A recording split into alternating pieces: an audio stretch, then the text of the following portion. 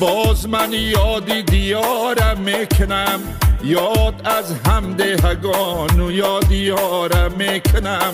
ذره خاکی برا مالیده بر چشمانم، ذره خاکی برا مالیده بر چشمانم. باز یادی وطنم چشم سارم میکنم، باز یادی وطنم. از بلندی سوی ده کرده نظر، بینگرم آبادی هر یک زر. خانه های پاک سگین قصر شده، همچنان شهر شده. روزی وصلی دوست داران یاد باد، یاد باد، یاد باد آن روزگاران یاد باد.